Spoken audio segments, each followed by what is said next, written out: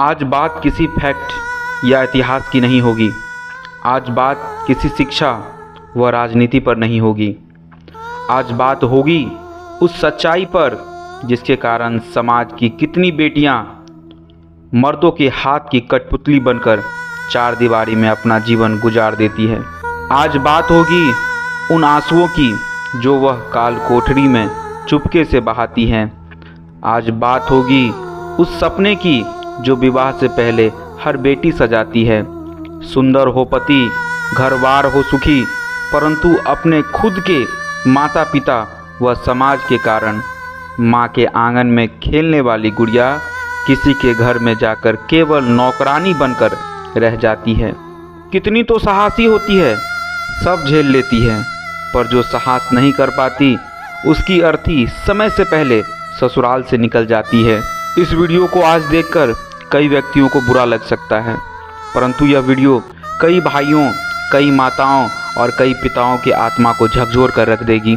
बेटियों की ऐसी स्थिति होने के पीछे जो कारण है, उन कारणों को समझने से पहले हमें उन आंकड़ों को जानना होगा जो एक मिडिल क्लास या फिर हमारे समाज में जो अधिकतर वर्ग हैं, अपनी बेटियों का शादी विवाह करने के बाद उनकी बेटियां जो समाज में समस्या झेलती हैं, उन आंकड़ों को पहले हमें समझना बहुत जरूरी है। भारत में प्रत्येक वर्ष पारिवारिक समस्या को ना झेलने के कारण लगभग 50 से 60 हजार बेटियां आत्महत्या करती है। एक सर्वे के अनुसार ग्रामीण क्षेत्र में दहेज देने के बाद भी लगभग 40% महिलाओं का जीवन ससुराल में कष्टपूर्ण होता है। इन आंकड़ों और इन समस्याओं को देख के समाज में किसी का दिल नहीं कांपेगा, खासकर उस परिवार का तो बिल्कुल नहीं जहां पर आपकी बेटी को नौकरानी समझा जाता है। कांपेगा उस भाई का दिल जिसके हाथों पे उसने राखी बांधी थी। कांपेगी उस माँ की ममता जिसने 9 माह उसे कोख में रखा था। और आंसू बहाएगा तो उसका केवल पिता जिसने उसको अपने कंधे पर रखकर मेला घुमाया था। बेटियों की ऐसी दुर्दशा और समाज में ऐसी स्थिति उत्पन्न होने के अनेकों कारण होते हैं, परंतु इन सभी कारणों के पीछे एक ही व्यक्ति का हाथ होता है, वो है बेटी का खुद, उसका पिता। माता पिता को वंश चलाने के लिए पुत्र चाहिए और उन्हें लगता है कि जो समाज में पुत्र कर सकता है वो पुत्र ही करेगा, जिसके कारण कई माताओं के गर्भ से कई बेटियों का जन्म होता है। अर्थात पुत्र के चाह में वो कई पुत्रियों को जन्म दे देते हैं और पुत्रियों के जन्म लेने के बाद माता पिता उसकी परवरिश सही से नहीं कर पाते, उसे अच्छी शिक्षा नहीं दे पाते, उसे अच्छा लालन पोषण नहीं दे पाते और वो ऐसा मान लेते हैं कि बेटी पराई धन होती है। शादी के समय में कुछ दहेज देकर अपने से अच्छे घर में विवाह हो जाएगा और उसके बाद उसका जीवन सही से चल पाएगा और जीवन की सारी कमाई वो पुत्र को पढ़ाने में लिखाने में लगा देते हैं। उस पुत्री का क्या दोष था जिसे आपने अपने स्वार्थ के कारण इस दुनिया में लाया? आपके इस स्वार्थ के कारण वो जीवन भर कष्ट काटेगी, आपकी सोच के कारण वो जीवन भर नर्क झेलेगी। ये एक माता पिता को कहाँ पता है? माता पिता को तो ऐसा लगता है कि उसने अपने से हाई प्रोफाइल के घर में अपनी बेटी का विवाह करवाया है और उसे यह भी लगता है कि शायद मेरी बेटी उस घर में जाकर राज करेगी, लेकिन इस राज के पीछे कितनी सच्चाई है ये कोई नहीं जानता और यह राज उस बेटी के साथ उसी आंगन में दफन हो जाता है। यह बात वो पिता कभी नहीं जान पाता है। मैं पूछता हूँ, क्या एक हाई प्रोफाइल का लड़का तुम्हारी जैसी गरीब घर की बेटी को इज्जत दे पाएगा? कभी नहीं। उतने ही दिन जितने दिन आपके द्वारा दिया गया दहेज उसके घर में टिक पाएगा।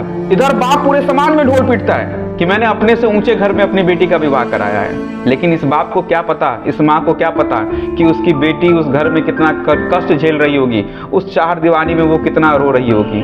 वह बेटी अपने आंसू तुम्हें इसलिए नहीं दिखाती है क्योंकि वो जानती है कि अगर मैंने अपने दुखों के बारे में अपने माता पिता को बता दिया तो शायद मेरे माता पिता बहुत दुखी होंगे, क्योंकि जमीन बेचकर सारी संपत्ति को गिरवी रखकर उसने मेरा विवाह अपने से अच्छे घर में करवाया था ताकि मैं जीवन भर सुखी रहूं। लेकिन अगर मैं अपने कष्टों को, अपने आंसुओं को अपने माता पिता को बता दूं तो शायद मुझे जीवन भर कष्ट होगा।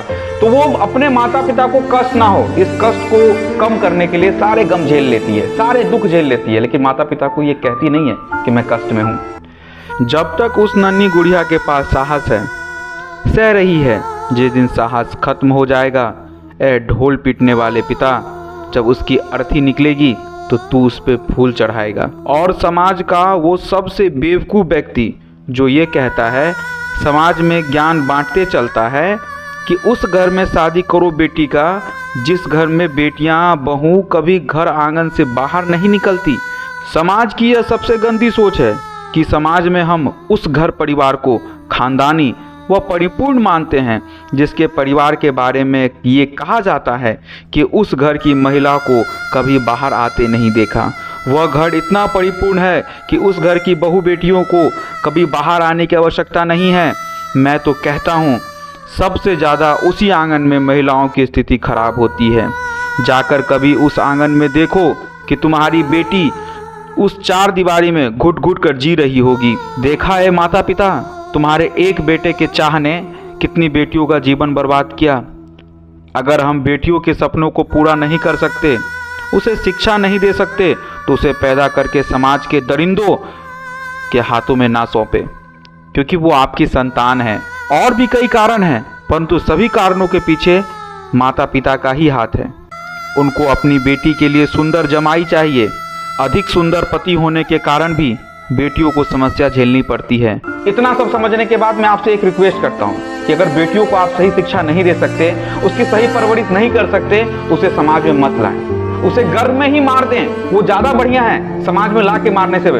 क्योंकि आप एक बेटे के चाह में कई बेटियों को जन्म दे देते हैं, उसकी परवरिश नहीं कर पाते। आपकी सोच उसे उस अंधकार की ओर ले जाती है जिस अंधकार में उसे पूरा जीवन ताउम्र जीना होता है।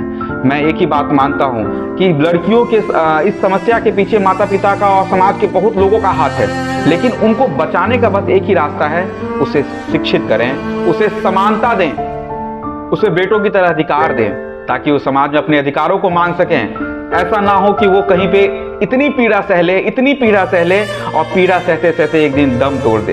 और अंत में मैं हाथ जोड़कर आपसे विनती करता हूँ, बेटियों की शादी वैसे घर में ना करें जिनके परिवार की चमक दमक ज़्यादा हो, बल्कि वैसे परिवार में करें जिसके परिवार में खुशियाँ अनेक हो, जिससे घर में मानवता जिंदा हो, जहाँ बहू को भी बेटी जैसा सम्मान दिया जाता हो।